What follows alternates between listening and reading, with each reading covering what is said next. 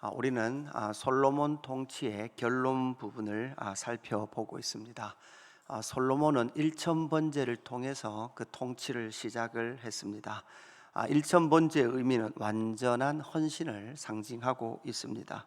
이 솔로몬의 완전한 헌신을 통하여 성전 건축과 왕궁 건축으로 대표되는 솔로몬 통치가 40년 동안 이어졌고, 그 솔로몬 통치의 이제 마지막 솔로몬의 죽음의 기사로 마무리가 되는 본문이 오늘 본문입니다. 이 솔로몬은 여호와 하나님의 영광을 이웃과 열방 가운데 나타냈죠. 그리고 샬롬과 평화를 성취했던 바로 솔로몬의 통치였습니다.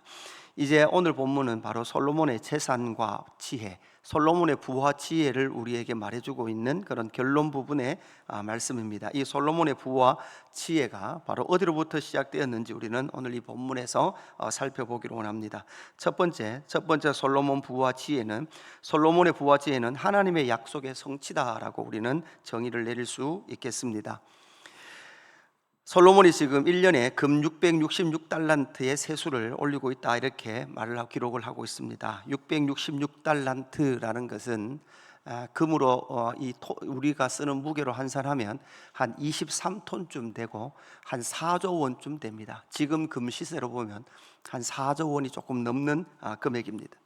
엄청난 양의 그러한 금을 1년의 세수로 그렇게 벌어들이고 있다라고 그렇게 기록을 하고 있죠. 666달란트라는 이 무게가 결국은 솔로몬 왕의 그 부함을 우리에게 말해주고 있는 거죠. 그런데 이 부함은 어디서부터 시작됐습니까?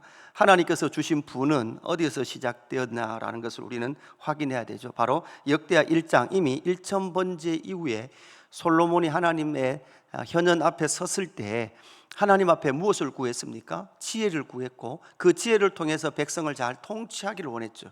그렇게 지혜를 구했던 솔로몬에게, 그러므로 내가 내게 지혜와 지식을 주고 부와 재물과 영광도 주리니 내 전에 왕들도 이런 일이 없었거니와 내 후에도 이런 일이 없으리라 하시니라. 아멘. 그러니까 솔로몬은 하나님의 나라 백성들을 통치하기 위한 그 지혜를 구할 때 하나님은 지혜뿐만 아니라 이 부도 하나님께서 함께 주셨다, 이 부의 근원은 누구다? 하나님이시다라는 것을 말씀하고 있죠. 그러니까 이 이스라엘 왕들 중에 솔로몬만큼 부를 누린 왕은 없었죠. 이것이 바로 하나님께서 솔로몬에게 부를 주신 원인, 그 근거가 되는 거죠. 금과 순금, 바로 이 금이라는 것은 귀함, 정결, 정제됨을 의미하고 있습니다. 오늘 본문에서 금, 순금이 총 10일에 등장을 하게 되죠. 그래서 이것을 통하여 하나님의 백성으로서의 그 정결한 그 모습들이 그물을 통해서 나타나고 있다라는 것을 우리는 보게 됩니다.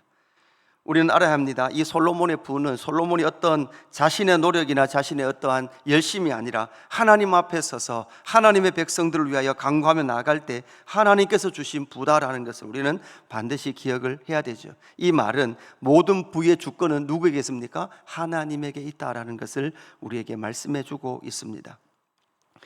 두 번째, 솔로몬의 부와 지혜는, 솔로몬의 모든 부와 지혜는 아버지 다윗과 연결되어 있다는 것을 우리는 잊지 말아야 합니다.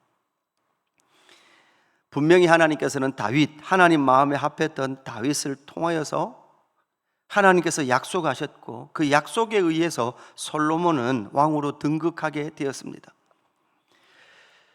이 오늘 본문 18절부터 나오는 보좌의 모습이 거기에 기록되어 있죠. 18절에 보니까 그 보좌에는, 여러분 보좌는 누가 앉습니까? 왕이 앉습니다. 이 솔로몬의 왕권의 뿌리는 누굽니까? 다윗입니다. 6층계와 근 발판이 있어 보좌와 이어졌고, 앉은 자리 양쪽에는 팔걸이 있고 팔걸이 곁에는 사자가 하나씩 섰으며 또 12사자가 있어 그 여러 층계 양쪽에 섰으니 어떤 나라에도 이같이 만든 것이 없었더라. 그죠? 그러니까 모든 것이 금으로 그렇게 제작되어 있던 이런 모든 보좌까지도, 그런데 이 보좌는 특징이 무엇입니까? 어떤 나라에도 이 같은 보좌가 없었다, 이렇게 기록하고 있죠. 여러분, 이런 말씀들을 이렇게 묵상하다 보면 어떤 나라에도 없는 보좌, 여러분 그 보좌가 어디에 있습니까? 하나님의 나라에 있습니다. 이 보좌의 모습이, 어떤 나라에도 없는 이 보좌의, 금 보좌의 모습이 결국은 영원한 예수 그리스도께서 앉아 통치하시는 그 보좌의 모습으로도 우리가 상상해 볼 수 있죠.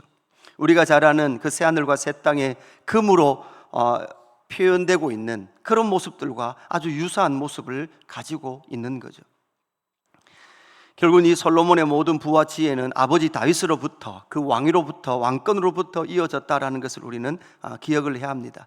그런데 우리는 여기서 생각하게 되는 것이 있죠. 여러분, 무엇입니까? 열왕기에서는 솔로몬이 배교했던 내용들이 오늘 이 역대하에서는 생략되어 있습니다. 하나님의 나라의 왕은 세 가지를 많이 가지면 안 되죠. 무엇이었습니까? 돈, 여자, 말이었습니다. 그런데 여기 보면 솔로몬은 오늘 역대하에서는 돈을 많이 가진 것에 대해서 전혀 문제없이 기록을 했습니다. 말을 많이 가진 건 역시도 뒤에 가면 나오지만 문제없는 것으로 기록을 했습니다. 그런데 결국은 솔로몬은 이 여자로 대표되는 이 여인들이, 여러분, 원 주변의 국가의 왕족들이 혼인으로 그렇게 계약을 맺으면서 온 여인들이 대부분 무엇을 가지고 옵니까? 우상을 가지고 오게 되는 거죠. 그러니까 결국은 이 열왕기서에서 이 나타났던 솔로몬의 배교가 역대기에서는 생략이 돼요. 여러분, 이 생략했다는 것은 포로기한 백성들은 알고 있어요. 솔로몬이 어떤 잘못을 했다는 것을 알고 있단 말이에요. 솔로몬의 잘못했던 것을 묻어두기 위해서 이를 쓴 것이 아니라 포로기한 백성들이 돌아와서 다윗과 솔로몬을 통해서 하나님의 나라를 어떻게 회복해 갈 것인가라는 메시지를 기록을 하면서 결국은 포로기한 백성들에게 핵심적으로 필요했던 것은 무엇입니까? 결국 여러분, 우상을 제거하는 것이다라는 거죠. 우상. 여러분, 우리는 우상 숭배와 또한 하나님을 사랑하고 하나님께서 주셨던 부를 가늠하는 것은 상당히 여러분 민감합니다. 조심스럽습니다. 여러분, 하나님께서 많은 부를 주시죠. 하나님의 복이 맞습니다. 그런데 그 부를 잘못 이용하면 그 부가 뭐가 되는 거예요? 우상이 되는 거예요. 그리고 살아가는 목적이 바로 그 부가 된다면 그것은 바로 우상이 되는 거죠. 우상 숭배가 되는 거죠. 포로기한 백성들에게 이 솔로몬의 통치 가운데 결국은 우상 숭배하게 했던 주변 국가 왕족들과의 혼인, 그리고 그 혼인의 관계 속에서 가지고 온 그 우상들의 유입, 이것으로 말미암아 여러분 뭐도, 돈도, 이것으로 말미암아 말도 모두 다 열왕기에서는 뭐가 처리된 거죠? 우상화되었던 그런 모습으로 처리가 되더라는 거죠. 우리는 알아야 합니다. 하나님께서 우리에게 주신 이 모든 복들, 이 복들이 다시금 우상이 되지 않도록 하나님께서 주셨으니 하나님의 뜻대로 사용하고 하나님의 지혜를 알기를 원해야 되는 거죠. 여러분, 이 말은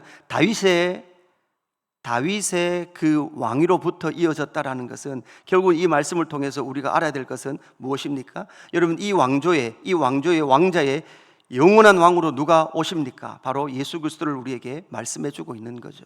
마태복음 12장 42절 말씀 보면 이 말씀이 나오죠. 심판 때에 남방 여왕이 일어나 이 세대 사람을 정죄하리니 이는 그가 솔로몬의 지혜로운 말을 들으려고 땅 끝에서 왔음이거니와 솔로몬보다 더 큰 이가 여기 있느리라. 그러니까 솔로몬보다 더 큰 지혜, 누구시죠? 예수 그리스도이시죠. 표적을 보여달라고 말하는, 진짜 당신이 말했던 지혜가 맞다면 표적을 보여달라고 하는 유대인들에게 예수님은 이 말씀을 하십니다. 결국 여러분, 이 솔로몬의 뿌리는 다윗이었고 다윗의 그 하나님과의 약속, 결국은 다윗의 씨를 통하여 영원한 왕권이 이어지겠다라는 그 말씀을 따라 누가 오셨습니까? 예수님이 이 땅 가운데 오셨거든요. 그래서 여러분, 우리는 이 땅을 살아가는 데 있어서 우상 숭배를 피하는 방법은 언제나 누구를 바라보는 거예요? 예수 그리스도를 바라보는 거예요. 그리고 여러분, 예수 그리스도께서 다시 오실 것을 소망하는 거예요. 여러분, 이걸 잊어버리면 어디로 넘어갑니까? 우상 숭배로 넘어갑니다. 반드시 예수 그리스도를 따르고 다시 오실 예수 그리스도를 기억해야만 우상 숭배로 넘어가지 않을 수 있다는 것을 기억하시기를 주님의 이름으로 축복합니다. 솔로몬 통치의 핵심도 결국은 하나님의 지혜다라는 세 번째 우리는 기억을 해야 합니다. 솔로몬의 부와 지혜는 지혜의 뿌리는 누굽니까? 결국은 하나님이시다라는 거죠. 여러분 29절 이후에 보면 결국은 솔로몬 역시도 죽습니다. 솔로몬도 결국은 그들의 조상들과 함께 잠에 들었다라고 31절에서 결론을 내리고 있는 거죠. 주변 국가에서 많은 재물들을 가지고 왔습니다. 그에게는 많은 통치의 영역도 있었습니다. 26절에 보니까 솔로몬이 유브라 강으로부터 블레셋 땅과 애굽 지경까지 모든 왕을 다스렸으며 이렇게 말씀하고 있죠. 여러분 은이 돌같이 흔했습니다. 백향목이 뽕나무만큼 많이 그렇게 있었습니다. 여러분 이스라엘 땅에는 제목들이 잘 자라지 않는 땅이거든요. 좋은 나무들이 잘 자라지 않는 땅이었는데 그 땅에 이 좋은 제목들이 넘쳐났다라고 그렇게 기록을 하고 있죠. 솔로몬 시대는 애굽과 각국에서 말들이 들어왔습니다. 이만큼 풍요로웠습니다. 그러나 그렇게 풍요로웠던 솔로몬의 통치도 결국은 솔로몬은 어떤 한계를 만납니까? 죽음이라는 한계를 만나게 되죠. 인간의 한계는 바로 여기에 정확하게 나타나 있습니다. 그러나 변하지 않는 지혜는 누구의 지혜입니까? 결국은 하나님의 부와 하나님의 지혜다라는 것을 우리는 반드시 기억해야 합니다. 하나님의 지혜 안에는 무엇이 있습니까? 영생과 생명이 있는 줄로 믿습니다. 영원한 부요가 하나님 안에 있는 줄로 믿습니다. 바울은 로마서 11장 33절 위에 이렇게 말합니다. 깊도다 하나님의 지혜와 지식에 풍성함이요 그의 판단은 헤아리지 못할 것이며 그의 길은 찾지 못할 것이로다. 이는 만물이 주에게서 나오고, 여러분 만물이 주에게서 나온 거죠. 여러분 우리가 누리고 있는 이 모든 만물은 다 주에게서 나왔고 주로 말미암고 주로 말미암아 지금 경영되고 있는 거죠. 말씀으로 이 땅을 창조하시고 말씀으로 이 땅을 경영하고 계시다라는 거죠. 그리고 결국은 누구에게로 돌아갑니까? 주에게로 돌아간다. 그에게 영광이 세세에 있을지어다. 아멘. 결국 솔로몬 통치의 모든 핵심은 바로 하나님의 지혜다라는 것을 우리는 기억을 해야 합니다. 인간의 지혜는 언제나 한계가 있습니다. 인간의 통치도 언제나 한계가 있습니다. 영원할 것 같지만 영원하지 않습니다. 그래서 오늘 우리 이 말씀을 통해서 솔로몬의 부와 그 통치 지혜들을 우리가 살펴보면서 결국 하나님의 지혜에 우리의 삶의 관심, 우리의 마음의 관심을 가지는 저와 여러분 되기를 주님의 이름으로 축복합니다.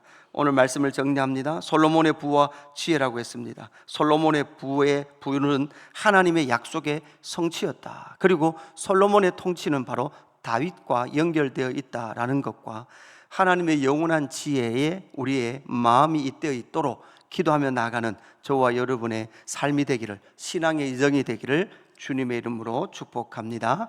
하나님 아버지 감사합니다. 솔로몬의 통치의 마지막 부분을 살펴보았습니다. 하나님 우상 숭배와 하나님을 섬기는 그 경계선 위에 솔로몬이 서 있었습니다. 포로기 한 백성도 서 있었습니다. 하나님 신약의 교회 공동체 하나님의 백성인 우리도 그 경계선에 서 있습니다. 하나님 아버지 이 땅에 부함에 우리의 마음이 빼앗겼다면, 하나님 부유함의 마음이 때로는 상하며 살아갔다면 우리의 죄를 용서하시고 모든 만물의 주권자는 하나님인 것을 인정하며 살아가는 저희의 삶이 될 수 있도록 인도하여 주옵소서. 하나님 부함과 궁핍함의 일체의 비결을 배워가는 저희의 삶이 될 수 있도록 역사하여 주옵소서. 그러므로 말미암아 날마다 주님 바라보기를 소망합니다. 주님을 의지하기 소망합니다. 다시 오실 주님을 기대하기를 소망합니다. 잊지 않고 다윗의 뿌리신 예수 그리스도께 우리의 마음이 잇대어 살아가는 저희들 되게 하여 주옵소서. 감사함을 드리며 구주 예수 그리스도 이름으로 기도드리옵나이다. 아멘.